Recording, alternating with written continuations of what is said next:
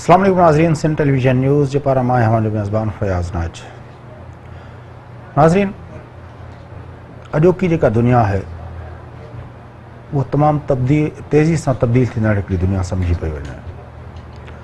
ऐं दुनिया जेका 80 जे ॾहाके ताईं हुई, 80 जे ॾहाके जी शुरूआति थियण खां अॻु ताईं हुई, ऐं 79 ताईं उहा दुनिया कीअं हुई ऐं उनखां पोइ जी दुनिया कीअं थी, ऐं ख़ासि तरह 90s में जॾहिं सोवियत यूनियन टुटो उनखां पोइ जी दुनिया कीअं थी। जेको ग्लोबल वर्ल्ड ऑर्डर थिए थो उन जा बुनियादी के असूल थियनि था या हर दौर जो नओं ग्लोबल ऑर्डर थिए थो। हाँ, जेको ग्लोबल ऑर्डर थिए थो उन जो बुनियाद कीअं थो ठहे, उनमें कहिड़ियूं क़ुवतूं थियनि थियूं, कहिड़ा फैक्टर्स थियनि था जेके उनखे डिज़ाइन करण में अहम किरदारु अदा कनि था। इहो हिकिड़ो इंतिहाई संजीदा क़िस्म जो मौज़ू आहे ऐं उन ते ॻाल्हाइण लाइ असां अॼोके हिन प्रोग्राम में वॉशिंगटन DC जे अंदरि मारूफ़ स्कॉलर जनाब जावेद भुट्टो साहब सां गॾु आहियूं। अचो तव्हां सां गुफ़्तगू कयूं। सर, अस्सलाम वालेकुम। महिरबानी। जावेद साहब, ही वर्ल्ड ऑर्डर जो तस्वुर जेको आहे इहो छा शुरू खां वठी हुयो, इहो कॾहिं खां इवॉल्व थियो? असल में वर्ल्ड ऑर्डर जो तस्वुर जेको आहे सो हिस्ट्री में शुरू थियो आहे एलेक्जेंडर द ग्रेट सां, जंहिं दुनिया में पहिरियों दफ़ो यूनान मां निकिरी ईरान, हबशा, तुर्कनि जो जेको आहे सो तुर्क लोक इलाइक़ो प्लस इंडिया एसि ताईं जेको आहे सो हिकिड़ो धाकू ॼमायो ऐं उनजे मरण खां पोइ बि 150-200 साल ताईं हिकिड़ी एम्पायर हली। उन खां पोइ एलेक्जेंडर द ग्रेट खां पोइ आयो रोमन एम्पायर जो ज़मानो। रोमन एम्पायर वरी एलेक्जेंडर जंहिं तरफ़ वियो रोमन उन खां मुख़्तलिफ़ एरिया में आया हुया। रोमन्स विया पैलेस्टाइन ते, रोमन्स इंग्लैंड ताईं विया, फ्रांस ताईं विया, जंहिंखे गाल चयो वेंदो। सॼे यूरोप में जेको आहे सो हुननि फतूहात कयूं ऐं पोइ हेठि यमन ताईं आया रोमन्स।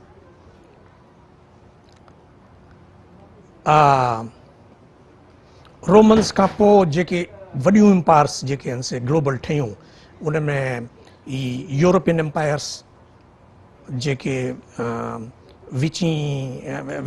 जेके विचों दौर चयो वेंदो आहे, मिडिएवल पीरियड जेके चयो वेंदो आहे, उन में पहिरियों स्पेनियार्ड्स ऐं स्पेन जा माण्हू ऐं पुर्तगाल जा माण्हू इहे निकिता, इन्हनि दुनियाऊं फतह कयूं। अमेरिका ताईं विया, जंहिंखे इंडिया चवंदा 3 ॾींहंनि में। पुर्तगाल जेको आहे अफ्रीका ताईं आयो, ब्राज़ील ते कब्ज़ो कयो हुन। उन खां पोइ नेक्स्ट जेको आहे सो वरी डचन इंडोनेशिया ताईं आया।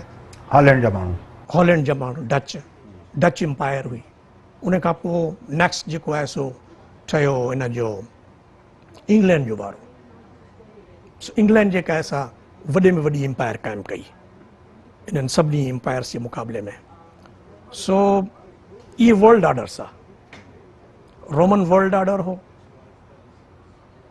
ऐं पुर्तगीज़ ऐं स्पेनियार्ड्स जो वर्ल्ड ऑर्डर हो, अलेक्जेंडर जो वर्ल्ड ऑर्डर हो। इहे सभु वर्ल्ड ऑर्डर्स हुया जिनखे पाक्स रोमाना चवंदा हुया 3 ॾींहंनि में।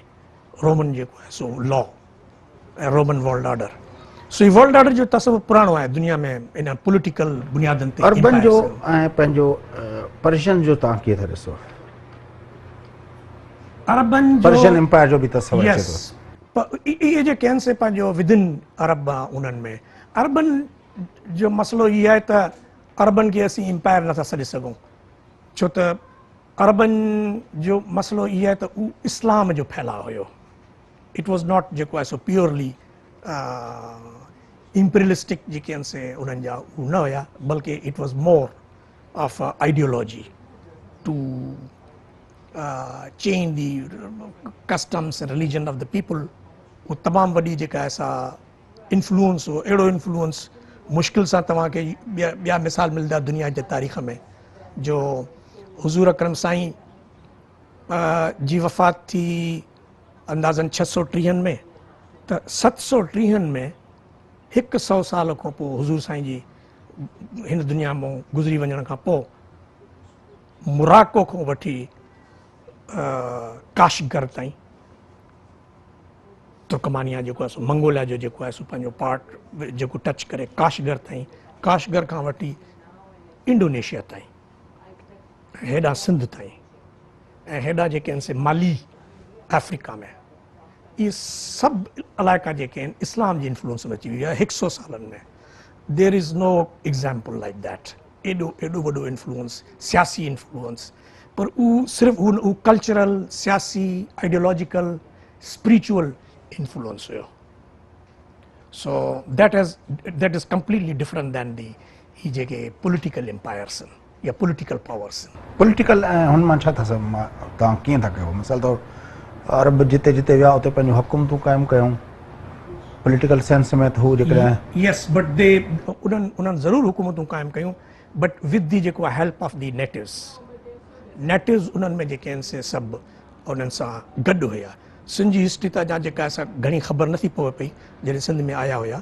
देर आर फ्यू जेके आहिनि से पंहिंजो हू, ऐं तव्हांखे कुझु इंट्रस्टिंग ॻाल्हियूं बि ॿुधाईंदुसि त मसलन जेको आहे सो पंहिंजो जॾहिं स्पेन विया त जंहिंखे तारिक चवनि था पिया, उहो तारिक न हो, उहो तोरेग हुयो। तारिक बिन ज़ियाद जंहिंखे तारिक बिन ज़ियाद जेके चए थो उहो तारिक हुयो, बिन ज़ियाद हुनजो नालो हो, तोरेग हुयो बाय ट्राइब्स। तोरेग अञा ताईं वॾे में वॾा ट्राइब्स आहिनि जेके अल्जेरिया, माली ऐं इन्हनि इलाइक़नि में जेके आहिनि से उहो रहनि था पिया। तोरेग अञा ताईं आहिनि, हिकिड़ो वॾो कबीलो आहे तोरेगनि जो। उहे तोरेग उन्हनि सां गॾु हुया। बिन ज़ियाद जेको तोरेग हुयो, उहो तोरेग जे लीडरशिप में अरब विया हुया स्पेन। अरब जेके आहिनि पंहिंजे लेखे न विया हुया। हीअ त लेटर ऑन जेको आहे सो पंहिंजो हुनजो उन खां 50-60 साल खां पोइ उमैया ख़ानदान जो जेको आख़िरी फ़र्द हो जेको बची वियो क़तल थियण खां, उहो भॼी हुते पुॻो त सिम्बॉलिकली उन्हनि खे अमीर करे छॾियो। अदरवाइज़ जेको आहे सो को अरब हर जाइ ते पंहिंजे लेखे न विया आहिनि। सिंध में बि ईअं ई आहे। सिंध जी हिस्ट्री जी हिकिड़ी इंट्रस्टिंग ॻाल्हि तव्हांखे आउं ॿुधायां। सिंध जी हिस्ट्री में ईअं थियो आहे त अरब जॾहिं हिते आया, उन खां ही त जेका असां हिस्ट्री पढ़ी आहे चचनामो वग़ैरह जी, इहो त थियो 712 जो किसो।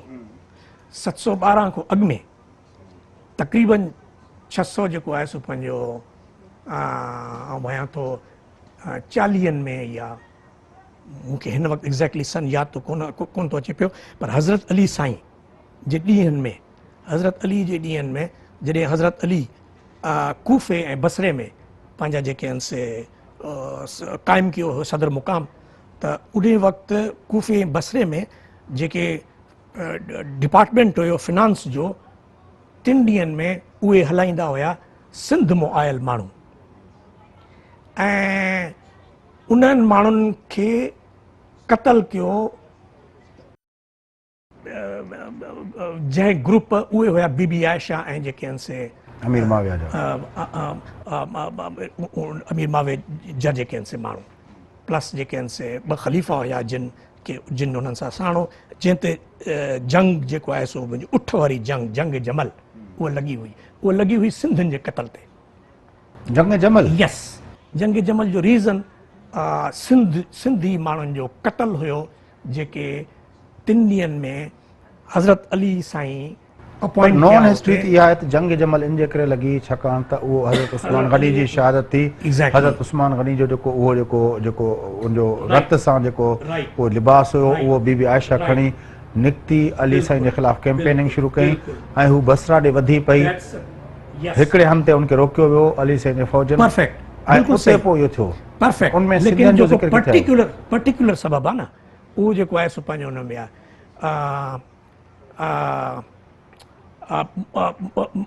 मूं वटि जेको आहे सो पंहिंजो ताज़ो मूं किताबु पढ़ियो सक्सेशन टू मोहम्मद।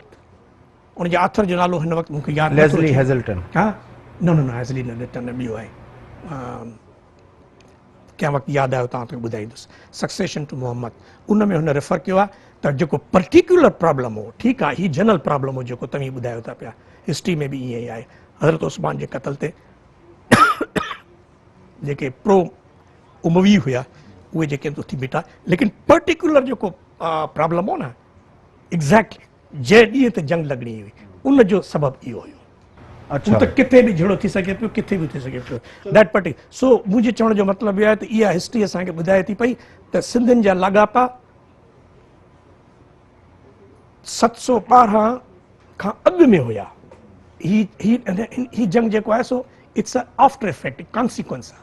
इन खां अवल जेके आहिनि से सिंधियुनि जा अरबनि सां लाॻापा ऐं सिंधी उम्मीदनि जे ख़िलाफ़ लाॻापो। उन में जेको पंहिंजो हिकिड़ो आइडियोलॉजिकल कॉन्फ्लिक्ट थी पियो हज़रत अली ऐं जेको आहे सो पंहिंजो माविया जो ऐं उस्मान जो, उन में शामिल हुया ऐं उन में पार्टी हुया, देवर सपोर्टिंग अगेंस्ट अगेंस्ट मूवी ऐं हज़रत अली जा कॉन्फिडेंस, छो त आख़िर फिनांस डिपार्टमेंट खे संभालण जे लाइ सॼी दुनिया में जॾहिं त उन वक़्तु जेको आहे सो काफ़ी माण्हू सिर्फ़ु सिंधी छो, वाई दैट सिंधीस, इट मीन्स उहे जेके आहिनि से ॼाणंदा हुया ऐं उहे जेके आहिनि से पंहिंजो हुन सां पाण ग्लोबल ऑर्डर ते पिया ॻाल्हायो। Yes. तो अरबन खे तव्हां ग्लोबल पावर नथा चओ। उहो जेको आहे सो पंहिंजो ईअं हुयो जीअं क्रिश्चियनिटी जो फैलाव।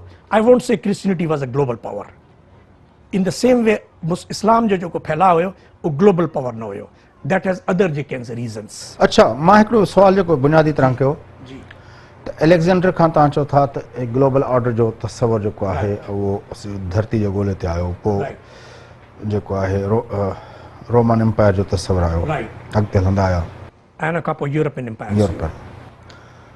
छा ग्लोबल ऑर्डर जो को बुनियादी असूल थियनि था या हर एम्पायर पंहिंजा बुनियादी असूल पाण ठाहे थी? ही पॉलिटिकल पावर आहे, पावर जा के बि उसूल न थींदा आहिनि, पावर जा के बि जेके आहिनि से पंहिंजो न प्रिंसिपल्स थींदा आहिनि न उसूल थींदा आहिनि, उहे जेके आहिनि से स्पॉन्टेनियस ठाहींदा आहिनि, न ई उन जे बारे में को प्रिडिक्ट करे सघे थो पियो। No, it's not a natural phenomena, it's a social phenomena. So ये जेके पॉलिटिकल ऐं सोशियो पॉलिटिकल फिनोमेनास थियनि थियूं पियूं, इन जा के बि लॉज नथा थियनि पिया, एब्सोल्युटली न। पॉलिटिकल ऐं सोशल जेके फिनोमेनास थींदियूं आहिनि उहे जस्ट जेके आहिनि से हैपन थींदियूं आहिनि ऐं पोइ माण्हू उन्हनि जे कॉन्सिक्वेंसिस ते ख़्यालु करे सघे थो आहे, अॻकथी नथो करे सघे पियो। मां हिकिड़ो वक़फ़ो वठंदो, पोइ वक़फ़े खां पोइ मोटी अची मां सुवालु पुछणु चाहींदुमि त जेको एलेक्जेंडर आहे उहो बि यूरोप, रोमन आहे उहो बि यूरोप, वरी उनखां पोइ ॿियनि तव्हां यूरोपी जेका पावर्स जी ॻाल्हि कयो था, डचिस जी, स्पेनिश जी ऐं इंग्लिश जी। हाणे इन वे जेको हाणे जेको तस्वर आहे अमेरिकन जो उहो बि यूरोप सां कनेक्टेड आहे। त धरती जे ॻोल्हे ते एम्पायर्स सिर्फ़ु यूरोप मां छो जनमु वरितो ऐं बाक़ी अफ्रीका जे अंदरि, एशिया जे अंदरि, ॿियनि हुननि खेत्रनि मां छो न वरितऊं, इन ते ॻाल्हाईंदासीं हिकिड़े वक़फ़े खां। नाज़रीन वठूं था वक़फ़ो, वापसि अची प्रोग्राम खे अॻिते वधायूं था असां गॾु रहजो।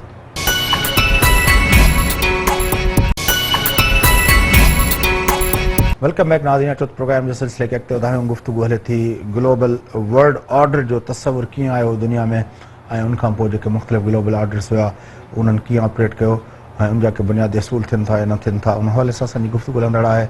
मारूफ़ स्कॉलर प्रोफेसर जावेद भुट्टो साहिब सां हिन प्रोग्राम में मौजूदु आहिनि। छो त गुफ़्तगू खे अॻिते वधायूं। जावेद साहिब, पायर्स यूरोप मां छो पैदा थियूं? एलेक्जेंडर खां वठी, रोमन एम्पायर खां वठी, स्पेनिश खां वठी, डचेस ताईं या इंग्लिश ताईं, जेके बि तव्हां एम्पायर जो तस्वर ॾियो था?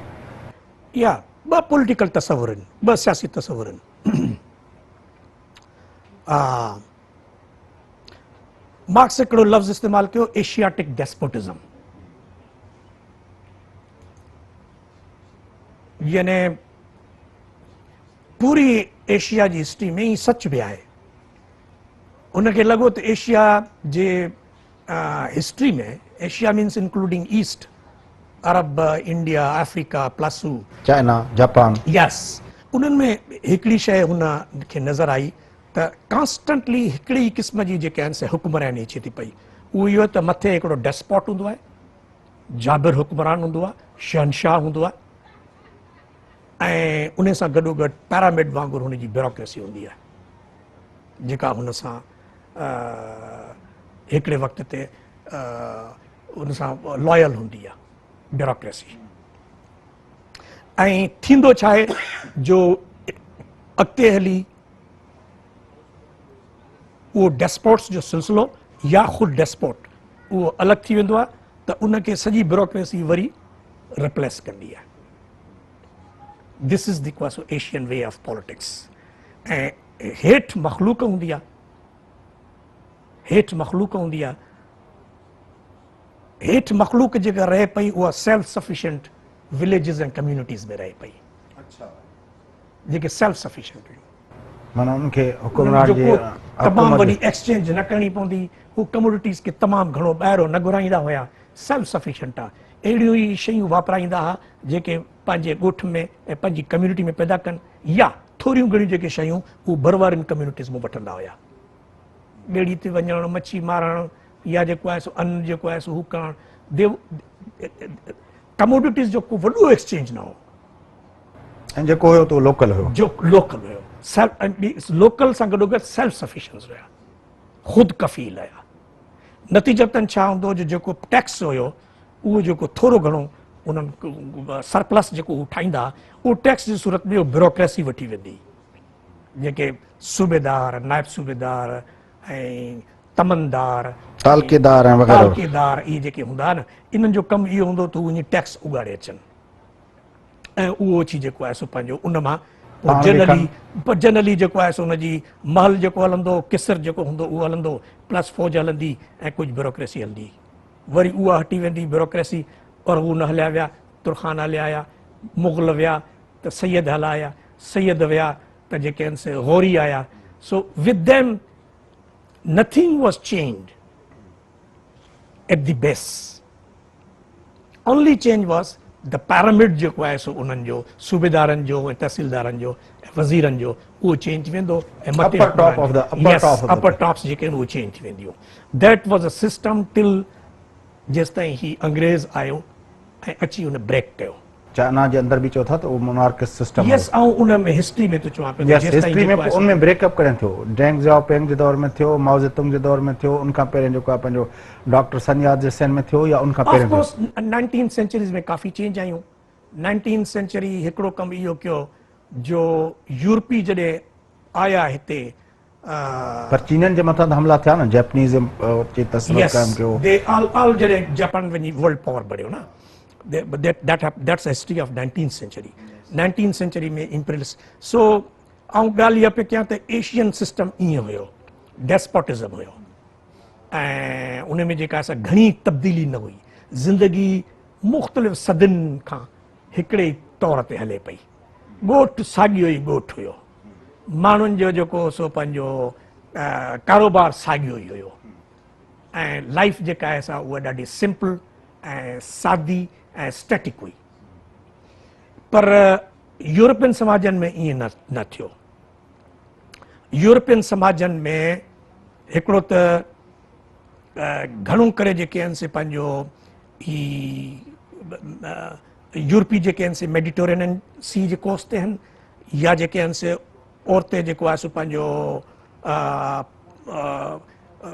ॿेटनि में आहिनि, उन जे करे उन्हनि जूं जेके आहिनि से क़ौमूं आहिनि, उन्हनि जी मुंड खां वठी आदत थी त अंटिल ऐं अनलेस जेके ॿियनि दुनिया खां जेके आहिनि से शयूं ठही अचनि थियूं पियूं, उन्हनि खे ॿियनि हंधनि ते न पुॼाइनि। एक्सचेंज वारो रोल हुयो उन्हनि जो। जेके एशिया मां शयूं ठही ईंदियूं उहे अरबस्तान ज़रिए जेके आहिनि से रेड सी ते वेंदियूं, ऐं उतां पोइ जेको आहे सो पंहिंजो यूरोप या इजिप्ट जेके आहिनि से एक्सचेंज थींदियूं। कॾहिं खां? तॾहिं खां। पोइ हीअ जो असां चऊं था त साइंस जा बुनियाद मुस्लमाननि रखिया, असां जेको आहे इब्नुल हशीम ऐं जाबिर बिन हया ऐं कुंदी ऐं इट इज़ ट्रू मुस्लमाननि जो बि जेको आहे सो वॾो रोल आहे, मुस्लमाननि जो बि वॾो रोल आहे, पर यूरोपियंस जो, ग्रीक्स जो ऐं रोमन्स जो तमामु वॾो रोल आहे, ऐं इंडियंस जो इन में घटि न हुया। हर हिकु सिविलाइजेशन जे जेको आहे सो पंहिंजो डेवलपमेंट में हिकिड़ी जनरल पार्टिसिपेशन आहे, हर कंहिंजो पंहिंजो। मुंहिंजो सुवाल इहो आहे त ॾिसो, तव्हां चओ था अर्बन जो बि रोल हुयो, इंडियंस जो बि रोल हो, यस, ऐं समुंड अर्बन खे बि हो, राइट, हिंदुस्तानियुनि खे बि हो, राइट। पोइ उहे एम्पायर न थिया। यस, यूरोपियंस छो एम्पायर थी विया? बिकॉज़ मुसलसल थींदा रहिया। यस, उनजो एलेक्जेंडर खां वठी, रोमन खां वठी, डचेस खां वठी, स्पेनिश खां वठी, जेको इंग्लिश ताईं, इंग्लिश खां पोइ जेकॾहिं उनखां अॻिते हलूं त अमेरिकन एम्पायर बि is a way extension of the Europe. बहितर सूरत में हुया जिते हू मैनिपुलेट करे सघनि समुंडी रास्तनि खे, सामूंडी रस्तनि खे मैनिपुलेट करे सघनि, नंबर 1। नंबर 2, टेक्नोलॉजी खे जेको आहे सो पंहिंजो ॿियनि क़ौमुनि मां बि इंफॉर्मेशन वठी उहो डेवलप करे सघनि. So they have the best जे can say boats, they have the best ships, they have the best पंहिंजो तरफ़नि ॾिसण जा औज़ार या नेविगेशन करण जा औज़ार बेस्ट उन्हनि वटि हुया. So they were able to do it and they were able two जेको आहे सो पंहिंजो ऐं ॿियो त मासिव लेवल ते के प्रोडक्शन्स ऐं माण्हू खणी वञनि. It's not only going with in one boat. No, how to carry 500 people, how to carry 1000 people from one place to other. अच्छा, ही हिटलर छा हुयो? ग्लोबल ऑर्डर जो पार्ट हुयो, उनजो अगेंस्ट हुयो, व्हाट वाज ही? छाकाणि यूरोप जे अंदरि जेकॾहिं तव्हां चओ था त ग्लोबल वर्ल्ड ऑर्डर जो जेको आहे बुनियाद पंहिंजो पियो यूरोप जे अंदरि ऐं यूरोप उनखे कंट्रोल पियो कयो त यूरोप Yes, हिटलर हिकिड़ो अहिड़ो फिनोमेना आहे जिते जेको सोशल साइंस लाइ बि हिकिड़ो वॾो प्रॉब्लम आहे. Really? Yes, problem in sense में आहे त छा हिस्ट्री जेका आहे सा हिकिड़ो रैशनल रवैयो ई अख़्तियार कंदी आहे? छा हिस्ट्री यूनिवर्सल ऐं रैशनल प्रिंसिपल्स अख़्तियार कंदी आहे, या कॾहिं कॾहिं हिकिड़ी डेवलपमेंट जी अहिड़ी हद ते पुॼी हिकिड़ो अहिड़ो ट्रैक वठंदी जेको इरेशनल हुजे, कंप्लीटली जेको आहे सो पंहिंजो इट्स अ माइंड बॉगलिंग जंहिंखे चइबो आहे, ज़हन खे जेको आहे सो पंहिंजो तज़ब्ज़ुब में विझंदड़ आहे. त हाउ कम जर्मन्स जेको आहे सो हिटलर पैदा कयो, जॾहिं त हुअणु ईअं खपे आहे जेतिरी हुननि वटि कैपेबिलिटी हुई, जेतिरी हुन वटि डेवलपमेंट हुई, त हिकिड़ो रैशनल अख़्तियार कंदा तरीक़ो. So Hitler is from that point of view is interesting जेको आहे टॉपिक आहे. एंड स्पेशली जेको फ़लसफ़े में हिकिड़ो स्कूल आहे हुनखे चवंदा आहिनि फ्रैंकफर्ट स्कूल. लियो मार्क्सिस्ट हिकिड़ो स्कूल आहे फ्रैंकफर्ट स्कूल. फ्रैंकफर्ट स्कूल जो जेको वॾो हिकिड़ो सॼो मुख़्तलिफ़ 8-9 फ़लसफ़ीन हुन में, उन्हनि जो हिकिड़ो वॾो मौज़ू इहो हुयो त हू सम्झनि त ईअं छो थियो हिस्ट्री में. So do they have the conclusions? No, because conclusion थी नथो सघे पियो पॉलिटिकल. अच्छा, उन्हनि जा के उन हवाले सां के थॉट्स पॉसिबिलिटी ही हिन जे सबबु हुयो ही हुयो? यस, दे हैव ट्राइड जेको आहे सो पंहिंजो they have mixed Marx and Sigmund Freud. Yes, in order two जेको आहे सो सॉल्व दिस प्रॉब्लम. ख़ासि तौर ते उन्हनि में एरिक फ्रॉम ऐं हर्बर्ट मर्क्यूज़े ॿ जेके आहिनि से मेंबर आहिनि उन फ्रैंकफर्ट स्कूल जा, उन्हनि छा कयो आहे जो ॿिन्ही फ़लसफ़िन जे ॿिन्ही थ्योरेटिशियंस जे नज़रियनि खे मिलाए एनालिसिस करण जी कोशिशि कई अथऊं. हिटलर खे ऐं हिटलर जे जेको आहे दौर खे उनखे साइकोएनालाइज़ करण जी बि कोशिशि कई अथऊं, साइकोलॉजिकली ॾिसण जी बि. ऐं फ्राइडियन जेके सेक्स थ्योरीज़ आहिनि उन्हनि खे बि अप्लाई कयो अथऊं, प्लस मार्क्सिस्ट जेके आहिनि से त हिस्ट्री कीअं जेका आहे असां पंहिंजो डेवलप थींदी आहे, पर उनजे बावजूद बि they are unable to understand ईअं छो थियो. सोवियत यूनियन जो हिकिड़े या रशिया जो हिकिड़े इन लेवल ते वञी हिकिड़ी एम्पायर जी सूरत इख्तियार करणु, उनजो सबबु छा आहे? आई डोंट थिंक सो त सोवियत जेका आहे असां पंहिंजो एम्पायर हुई. इहे के माण्हू उनखे लेबल ॾियनि था पिया, बट अटेम्प्ट उन्हनि कई हुई. ॾिसो, ईस्टर्न यूरोप ताईं जेको सेकेंड वर्ल्ड वॉर खां पोइ जेको हुनजो शक्ल हो, त यू कैन नॉट से के इट वाज़ नॉट एम्पायर. खणी लेनिन जे ॾींहंनि में तव्हां न चओ, 17 जे इनक़लाब वक़्तु न चओ, पर जॾहिं कोलेप्स थिया पिया तॾहिं त अफ़गानिस्तान ते आया, पंहिंजो ईस्टर्न यूरोप खे हुननि कंट्रोल पिया कयो, ॿियनि जॻहियुनि ते जेको आहे पिया कयो, त इहो एम्पायर जेके शुरू थियूं जॾहिं उहो हिकिड़ो जेको आहे हुनजो जॾहिं वर्ल्ड वॉर ख़तमु थी त जेके आहिनि से हिकिड़ा पावर जेके आहिनि, फर्स्ट वर्ल्ड वॉर जी ॻाल्हि कयो? नो, सेकेंड वर्ल्ड वॉर जी ॻाल्हि थो कयां पियो. फर्स्ट वर्ल्ड वॉर जॾहिं ख़तमु थी, सॉरी सेकेंड वर्ल्ड वॉर जॾहिं ख़तमु थी तॾहिं सडनली तव्हां अखियूं पटियूं दुनिया ब्रिटिश एम्पायर गायब थी वई, कमज़ोर थी वई, गायब थी वई. जर्मन जेके आहिनि से कंप्लीटली वैनिश थी विया, ख़तमु थी विया जर्मन एम्पायर ऐं जर्मन जेको आहे सो पावर. ऐं इटली ऐं जर्मनी सां गॾु उनजा जेके अलाई हुया, या उहे बि जेके आहिनि, यस इटली हुई, जापान हो, उहे बि जेके आहिनि. ऐं इन ई दौरान जेको आहे सो पंहिंजो रशिया जेको हिकिड़ो कमज़ोर मुल्क हो, जेको अंताई वीक मुल्क हो स्टालिन खां अॻु में, जंहिंखे को जेको आहे सो पंहिंजो लिखींदो बि न हुयो इंटरनेशनल कॉन्फ्रेंसिस में, सो हिकिड़ो जेको आहे सो पावर थी मथे आयो. एंड छो? मां उहे त पुछां थो छो? यस, आई डोंट नो, ईअं अवां नथा चई सघो पिया त हिकिड़ो फैक्टर हूंदो. U have to go through the history. Gap हुयो, हू जेको आहिनि से कब्ज़ो करे आया रशियंस. वेंदे बर्लिन ताईं ऐं दैन जेके आहिनि से ॿिया जेकी ईस्ट यूरोप जा मुल्क हुया उहे बि हिकिड़ो ख़ाल हुयो जंहिंमें घिरी आया ऐं प्लस उते जेके हू हुयूं मूवमेंट्स हुयूं उन्हनि उन वक़्तु अचानक उन्हनि खे सपोर्ट कयो मतिलबु जिन खे पार्टिज़न मूवमेंट चइबो आहे जिन खे जेको आहे सो नेशनलिस्ट मूवमेंट चइजे थो पियो उन्हनि सभिनी रशियन्स खे सपोर्ट कयो दे नेवर सपोर्टेड वेस्ट। चलो हाणे पाण तव्हांजी ॻाल्हि खे जेकॾहिं वठूं त सेकेंड वर्ल्ड वॉर खां पोइ दुनिया जे अंदरि नवां नवां ग्लोबल पावर्स ठहिया ॿिन्ही पासे हिकिड़े पासे सोवियत यूनियन ठहियो ॿिए पासे अमेरिका बि सेकेंड वर्ल्ड वॉर खां पोइ जेको आहे हिकिड़े सुपर पावर जे तौर ते आयो। इन ते मां तव्हां सां गुफ़्तगू कंदुमि हिकिड़ो वक़फ़ो वठणु थो पियो त पोइ जेको इहा जेका दुनिया हुई जेका 70-72 साल हली जंहिंमें हिकिड़े तरफ़ अमेरिका हुयो ॿिए तरफ़ सोवियत सुपर पावर हुयो इन्हनि ॿिन्ही पावर्स जे दरमियान जेका दुनिया हली ऐं उनखां पोइ अॼु ॾींहं ते जेको दुनिया सफ़र कयो आहे उन ते पाण गुफ़्तगू कंदासीं हिकिड़े वक़फ़े खां पोइ। नाज़रीन वठूं था वक़फ़ो वापसि अची प्रोग्राम करते वधायूं था असां सां गॾु रहिजो।